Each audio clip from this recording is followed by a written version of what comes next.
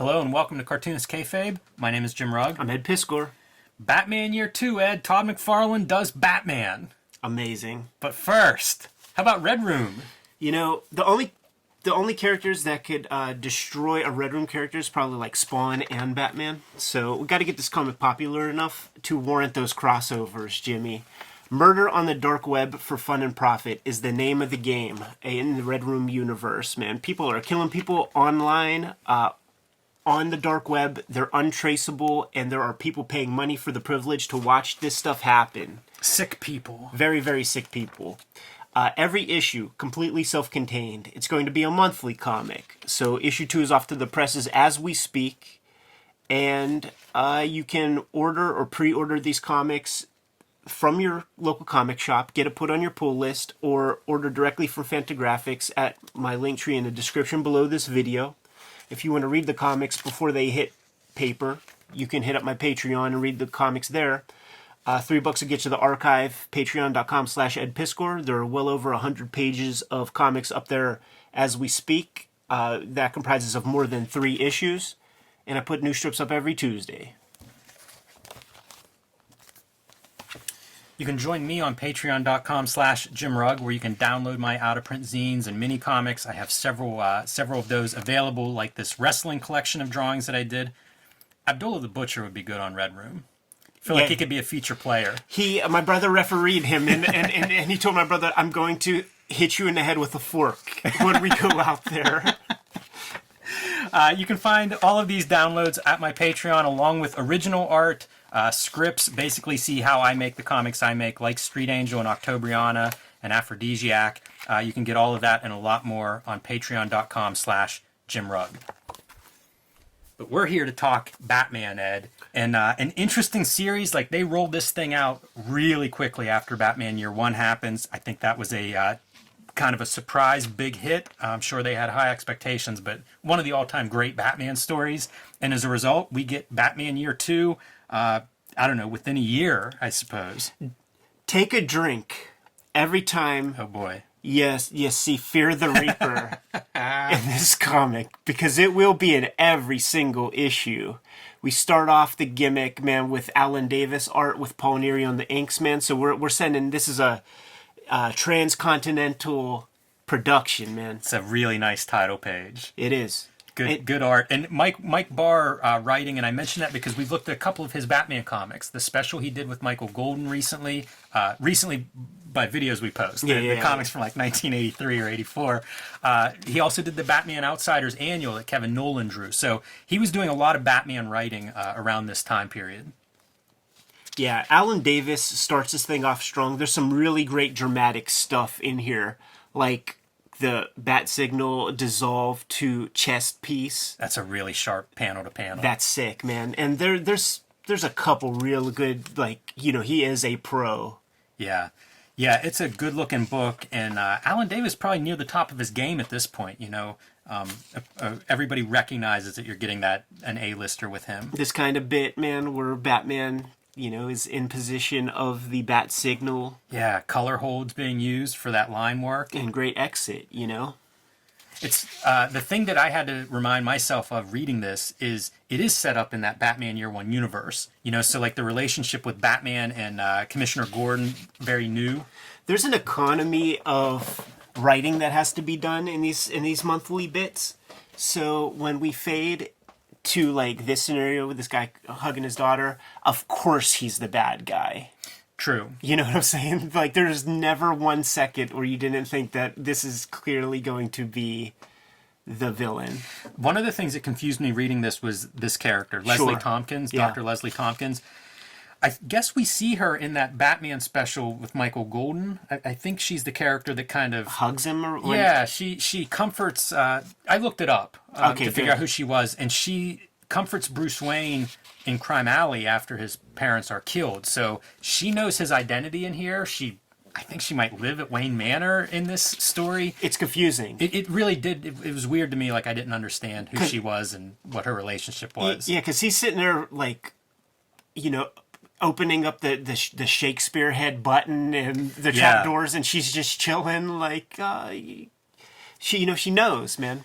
But she doesn't know so much. This is our bad guy's daughter who's getting ready to go into the nunhood. Is that what you call it? The convent. Yeah, to join the convent as a nun. And Bruce Wayne falls for her. Of course he does, man. You fall, like, if you're a playboy, you gotta fall in love with the ones that are ungettable. Yeah, I guess she's a challenge for him. But he starts spending time with her, and we'll see that going throughout these 4 issues as a subplot. You know what? This makes sense. Can you go back again real quick, man? Like, because I was reading Batman from the time of year 1, like a couple issues in, and I have this stuff. So like when Max Allen Collins and Chris Warner were on the gimmicks, but like you could not guarantee that you would find Detective Comics in the grocery store. So I never fucked with those really. Man, that's too bad. This would have been like... It would have been the era. Wow. You know, like the Hulk era and all that stuff. So her dad is walking around, the bad guy, as Ed pointed out earlier, is kind of walking through Gotham City, and Gotham City is just...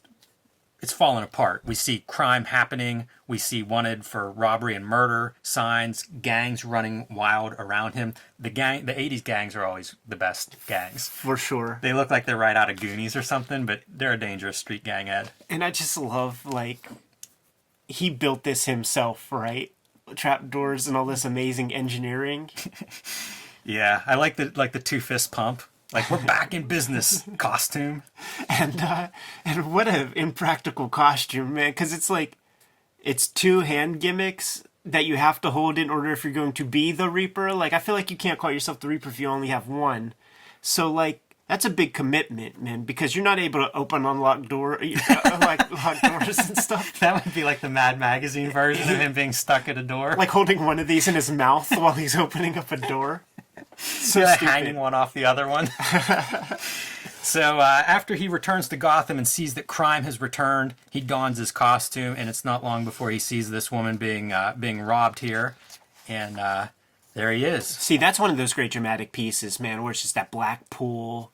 You got the weapons crossed, and you know, we spoke about this before. Like when you're 7 and you're creating your own characters, the double knife hand is such a cool design.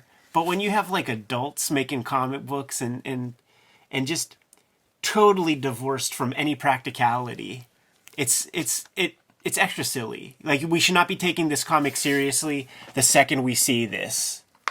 Yeah, it's too bad too, because you also see this, and that's pretty damn fun. Yeah. You see that dude impaled on that blade in the shadow. It's the cool stuff about Grips and Faust and stuff, where it's like they're in their own universe. Like, these comics try to make things they don't push the hyperbole enough, and it seems like they take themselves too seriously, and you just can't. Yeah. And if the stabbing portion doesn't get you, it's got little revolvers in there too, little derringers built into it. It's a real Deus Ex Machina weapon. Yeah, ridiculous. Where's the grenade launcher? And the bat shark repellent, or the Grim Reaper shark repellent. Also, like, the hands are all spiky and stuff. How would you ever get to the point of using that hand on somebody after like 3 feet of blade? It'd be a challenge. Just aesthetics. It does feel jarring to me to compare this to Batman Year One. Impossible. It's very tone-wise. It just feels completely different. Yeah, this is a regular comic book, an average comic book. Yeah, I think it speaks to the success of Year One, where it was like market. Yeah, and it still persists to this day. We still have Year One series that books that get labeled Year One. This was the piece where it's like, who the fuck is this lady? Yeah, exactly. Because he's going off to the Batcave and she's just watching, and then it's like, well, how many fucking people know, man? Like you can't have a conspiracy with too many people. Too many people, I think. Too many people. And then he's hanging out, like, he's very close with Commissioner Gordon here. Like, they're friends. I think one or both of them even refer to it that way at different points in this story. So, yeah, it's kind of weird, some of those pieces. But it's all right. We still have good artwork to look at. We're on our way. So keep going. Pink hair. Again, this is that 80s fashion. But it's an Alan Davis British interpretation of like 42nd Street. That's fun. Yes. Yeah, I mean, I don't mind looking at the Alan Davis art, that's for sure. And Batman and the Reaper have their first run-in. So Reaper has a little bit of a backstory that I guess he was on the streets 20 years ago and was never caught and was this vigilante type before Batman, and apparently cleaned up Gotham a little bit, but not enough, and it's kind of sunken back into the tar pits of its past. And so here we go, man. You know, Reaper's just too violent of a vigilante for Batman's sense of justice, and they are facing off. Smart colors, you know, give him the black and red. Yeah, he looks kind of good there with that, with the exposed part of his costume against that black cloak. Good contrast, too, with Batman. I like it much better than whenever you have just the opposite version of the hero. These are two creature vigilantes of the night, but I think visually they work well since they look so different. But Reaper basically kicks Batman's ass here. Yeah, man. Carves that boy up, dude, like shish kebabs. Yeah, he dives into the sewer to get away from him and seems lucky to make it home in one piece. Yeah, not good. I like this panel, too. That's another one of those really good comic book tropes. We're seeing it from Bruce Wayne's point of view, a beaten up Bruce Wayne, so it's kind of fuzzy. Yeah, he's coming too. Alan Davis, turns out he's good. That reputation he has, Ed, it's earned. You know, flashbacks to his childhood and his origin story, and picking up a gun. And this is how they sell us, right? Like, oh man, Batman, he doesn't kill. He's got a gun. Like, I got to read the next one. I never read this as a kid, but I was, you know, like into McFarlane, into year one, and so like I would see it, and the gun was always the piece that was like, whoa, Batman with a gun. You know, it's very dramatic. Yeah, and there would be those detective comics where he's got to melt down, you know, little silver statues and create silver bullets to kill these like Romany vampires and stuff. Yes, of course.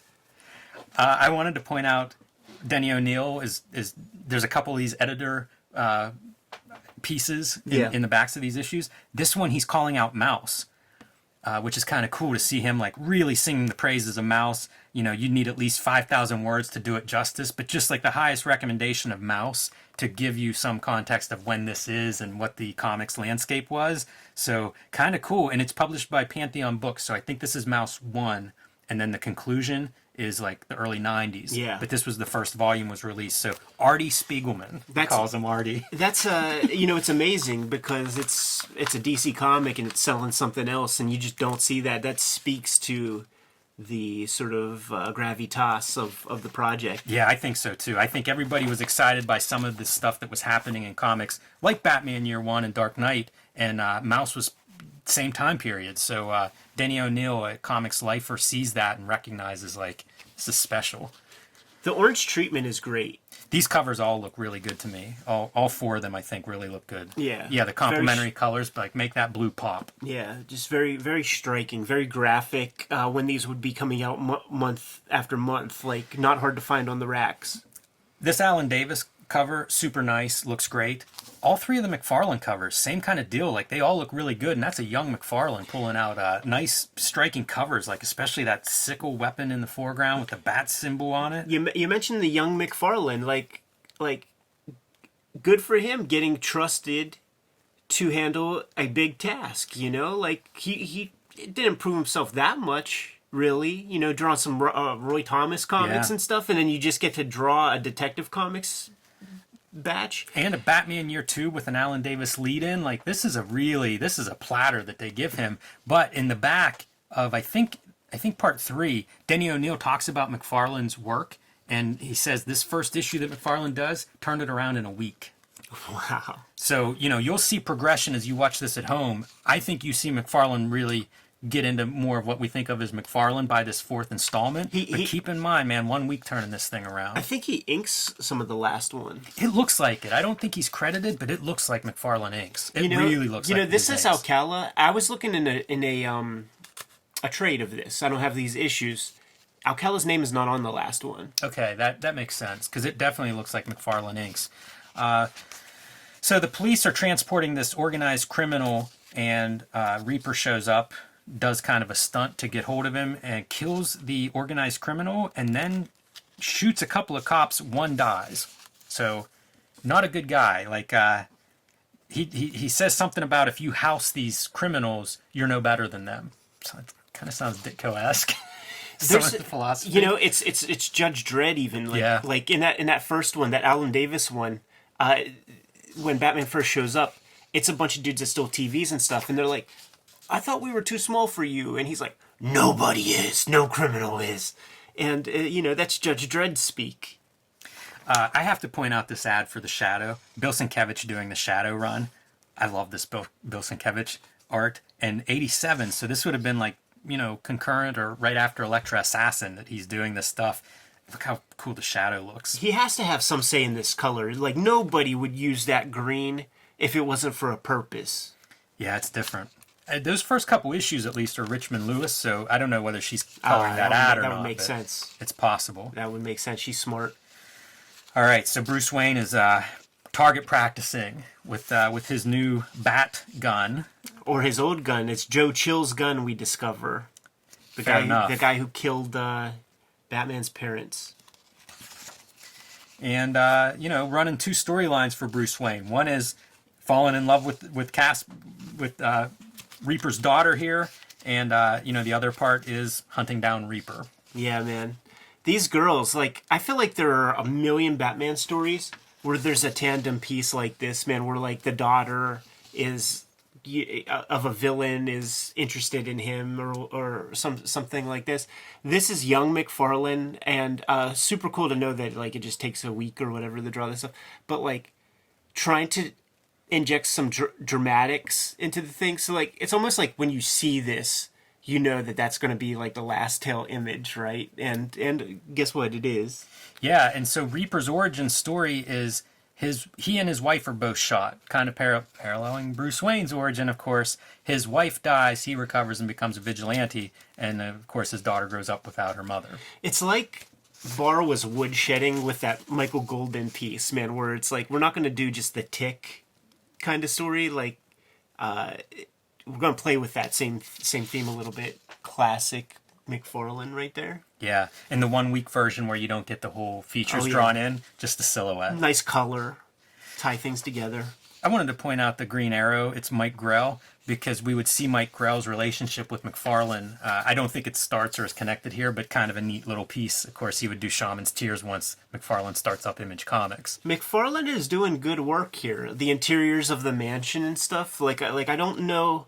I'd be curious where he got his reference and things like that from. This is a funny piece, man, because that is a powerful butane lighter. You're right. Because even the lamp is on and there's no light coming out of it. That butane fucking torch right there, man. So this part of the story gets really out of hand to me. Basically, Batman's plan is to sort of join criminals to take down Reaper. And it's that part where tonally it's just really silly when you think of the thousands of Batman stories and what he overcomes and how. Like, the idea that he's going to align himself with these criminals for this guy, like, it's pretty weird. What doesn't come across to me is Batman's relatively mature in this, it seems like. Yeah. Instead of being like, well, maybe he doesn't know what he's doing yet, he doesn't have all those skills. Like Batman Year One, you see that, where he's very raw yet. Right. He doesn't seem raw in this one to me. But he, you know, that would help. That would help explain it if he was having some kind of issue of, I don't know how to stop this guy. You know, first superpowered guy that he's dealing with or something. The whole Joe Chill piece is the most ridiculous part of it, because if the whole impetus for your superhero-ness is this death of your folks and you know, by gunfire and all that, and you know the guy who did it. And, you know, you've been... that's totally McFarlane. You've been stewing for a decade and a half or something over this, and now you're just going to be chilling with this guy, buddy. Get the fuck out of here. Yeah. Yeah, for sure. Superman Annual drawn by Ron Frenz. I didn't realize he was doing Superman that early. Me neither. I might have that. Yeah, written by John Byrne. Some of this stuff really feels McFarlane-esque. Some of these, like, skull faces and this character design. Love this image. I don't know that feels like McFarlane, but that's a good image. Al Cal is bringing some shit to that. Yeah, I think so. I think he's done some dramatic shading there. But what happens here, the pissed off Gordon, is because this is where Batman sort of goes villain, criminal outlaw. And these are the mob leaders all working together because their drug business has been negatively affected. And this is your Joe Chill the killer of the Wayne family, and apparently a top hitman in the Gotham City area. And this is where the team up's going to go down. Batman's going to join forces with these bad guys to help, and specifically with the murder of his parents. Ed, it is hard to understand that part. Yeah, hard to create a motivation. Yeah, it's very strange. I don't understand that direction, but whatever. Also, Watchmen and your direct market issues being plugged. Again, snapshot of the time period. This still feels Alcala inks to me. No, definitely. But, wow. You know, like, McFarlane is delivering. I think he has more than a week on this issue, and it shows. Like, that's a hell of a spread.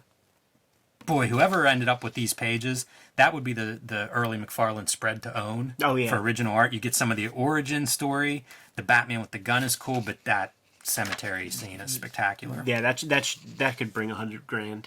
And this is him sort of mourning what he's doing. You know, Father, forgive me for what he's doing here. He is a sick fuck. He really is. This Bruce Wayne, man. And Leslie coming up and talking with him. Kind of a silly scene now that I think about it. She's just standing there and he's in full-on Halloween costume in the cemetery. There's a lot. There's a lot. That's just bonkers. Bruce, do you ever pray? No, not since that night. And it's that thing, too, where, like, he'll be fighting with his mask off against Joe Chill, and then the Reaper's like, I know who you are, and then just runs off. Like, this is cornball shit. I love this magenta purple for the skies. Really cool scene, I think, for the city there. Good stuff that McFarlane's bringing. And then is this the issue where Batman and Joe Chill are just jumping from roof to roof? I think it is. And throwing guns for a weapon. Batman's trying to prevent Joe Chill from killing everybody. Like this kind of treatment, too, where he's totally in the shadows. Yeah. And constantly flashbacks, which I guess is that Joe Shooter, every issue, somebody's first. Right. So you got to make sure every issue that we all know Joe Chill killed his parents. This part I completely 100% don't understand. They go in here and like make these people agree to sell drugs for them. Yes. And the idea is that these like nerds are like just red herring people. Like they're going to get the higher up drug people are just giving up these goobers, and it's not the real heavies that are going to be thrown to the slaughter. Man, it's cumbersome. Yeah. It's hard to believe that's the way you would end up like solving that problem. Right. It couldn't be more awkward, but nevertheless, they convince these hippies who have grenades. Yeah, see, Judas goats, they describe them as, man. Yeah, it's a bizarre, elaborate trap. Batman definitely improves, I guess, on his crime fighting after year 2, because I don't think this system would work for too long. But, I mean, he's totally in cahoots with these bad guys. Man, again, I love just the silhouettes and the magenta skies. Yeah, it's just probably stealing from Richmond. This feels super Alcala, but this is also like one of the panels that I always remember from this.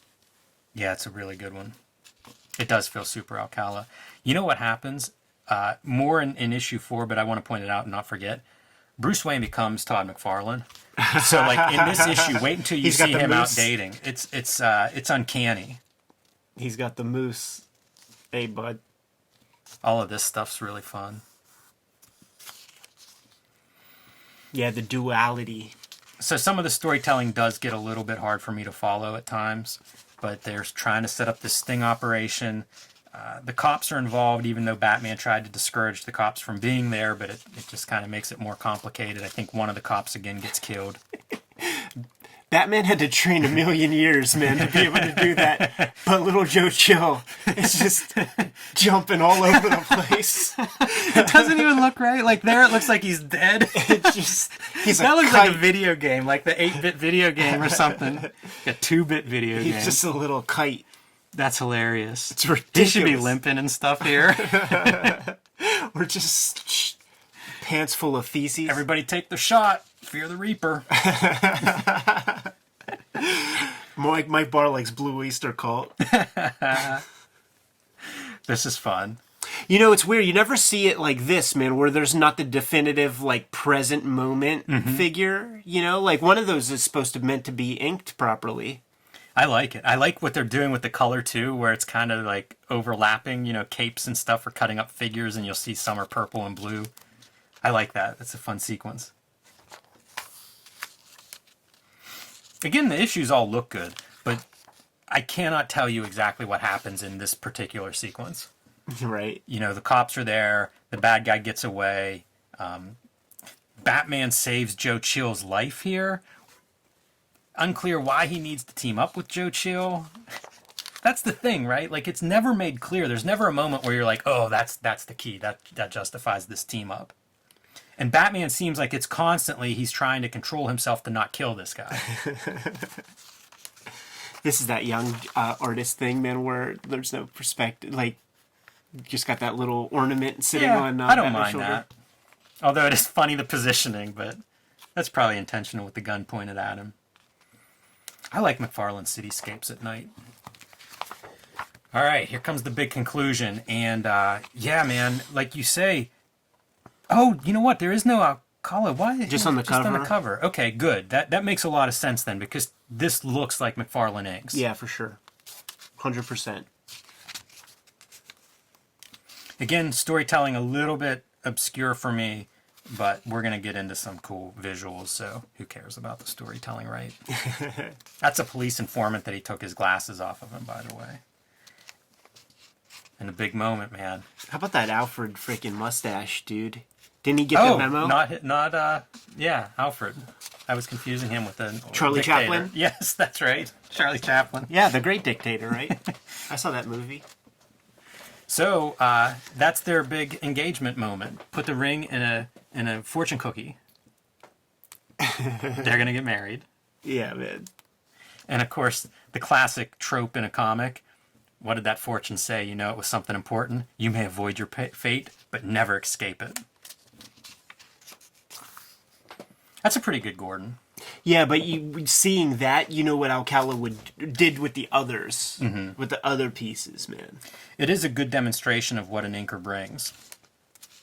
Because this is young McFarlane. He's probably using fine liners and stuff, just learning his tools. That's pretty gnarly. Yeah, it is. And I love that shit as a kid. Like, if you had blood in a comic, I thought you were so fucking rad. I thought you had so much balls. For sure. Love it. And that's a good McFarlane cityscape. Like, some of the stuff that he brings to the game where it's like these, like, close foreground elements.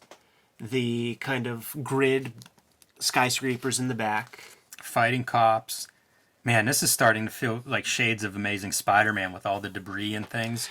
Just that kind of the hatching, inking style that doesn't really describe anything, but fills your pages. He's discovered Otomo, I'm convinced, by this point.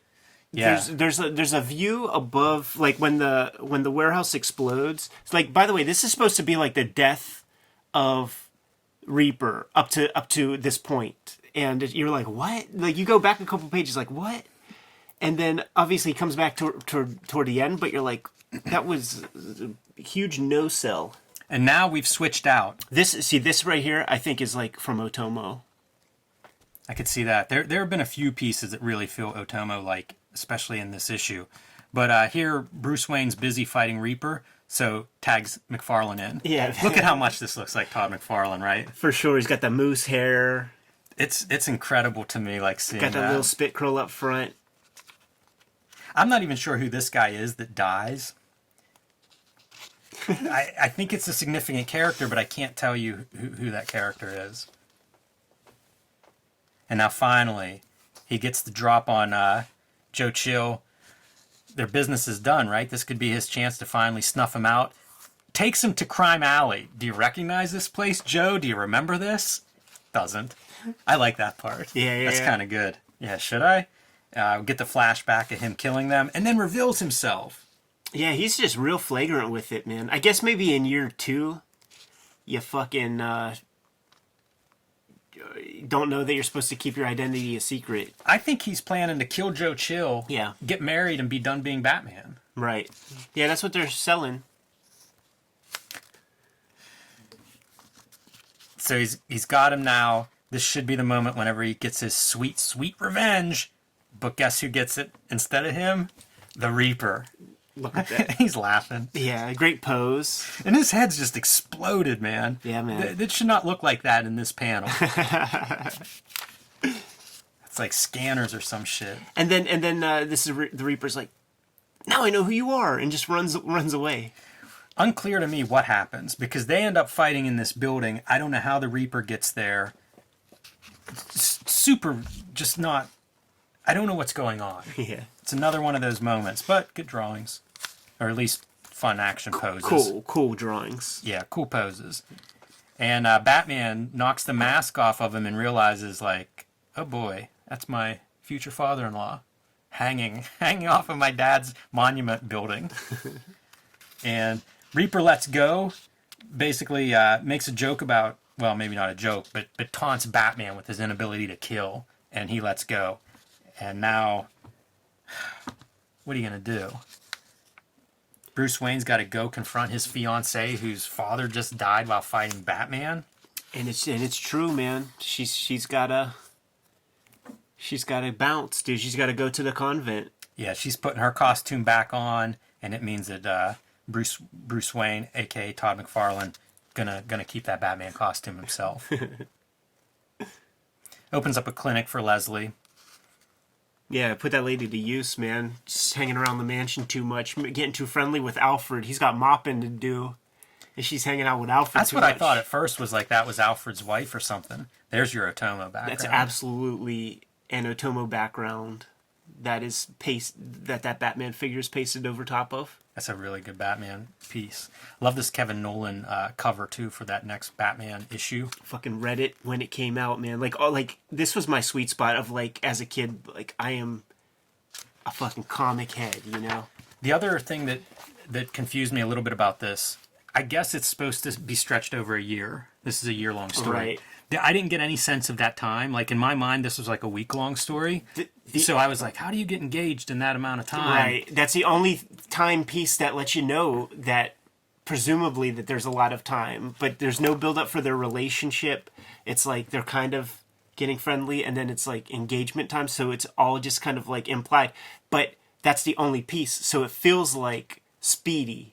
Like, yeah, there's a lot of that, you know, like, again, comparing this to Batman Year One, it feels unfair and like a real slight, because I did like looking through this. Yeah, sure. Pretty fun. It's been on my list since I was a kid, so it's really awesome to actually get into it. And it's fun to see McFarlane go through here. But story-wise, it just...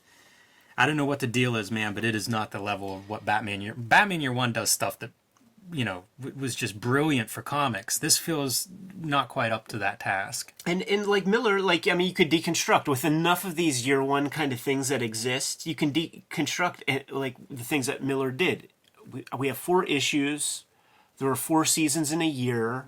Let's play around with some of that. Seasons are great. Like, make snow in one of these issues. Exactly. It'll help us understand issue. that time is moving, you know, slowly. Yeah. Like, if that's the conceit, then factor that into the story. Yeah, you got to figure out a way to show that part. Yeah. Because it really, like, is obvious because it's Batman Year 2, but there's no sign inside. That's all on your cover. That's the only place that it makes sense that this is a year-long storyline. But I'm Early all right with McFarlane. it. Yes, early McFarlane. And McFarlane without Kala, which is a very nice-looking tandem to observe. Yeah, there's some fun stuff in these for sure. Early Spawn capes. Early Spawn capes, good shoulders, good cape shoulders. It's neat to me to think, like, it looks like you see Spider-Man stuff emerging in this series. I wonder if McFarlane's sitting there being like, okay, do I want to draw Spider-Man? Or do I want to draw Batman? Like, where do I stick with? Well, all of it. Like, you don't... What you don't want to draw is Booster Gold comics. Yeah, very That's true. where you don't want to go. Very, very true, Ed. You know, he's a wise dude. He's got that ego, and he's not afraid to ask, man. Smart guy for sure. Kayfabers, like, follow, subscribe to the YouTube channel. Hit the bell. We'll notify you when new vids are available. Jimmy, what's out there? Join me on patreon.com/JimRugg, where you can download my hard-to-find out-of-print zines and mini-comics. You can see lots of my original art and how I make Street Angel, Octobriana, Aphrodisiac, and so much more. patreon.com/JimRugg. Red Room Comics are out there in the wild, man. If you see an issue, grab an issue because they are all self-contained and tell complete stories with between those covers. You could pre-order or order those comics directly from Fantagraphics at my link tree in the description below. You can pre-order them or get them put on your pull list at your local comic shop. If you want to read the comics before they hit paper, go to my Patreon, patreon.com/edpiskor. There are well over 100 pages up there right now. That's more than 3 issues worth of stuff. Put up new strips every Tuesday, and $3 get you the archive for it all. Subscribe to the Cartoonist Kayfabe e-newsletter at the links below this video. You can also find Cartoonist Kayfabe t-shirts and merchandise at the links below this video. Jimmy, give them a set of marching orders, man. We're going to be on our way. Read more comics.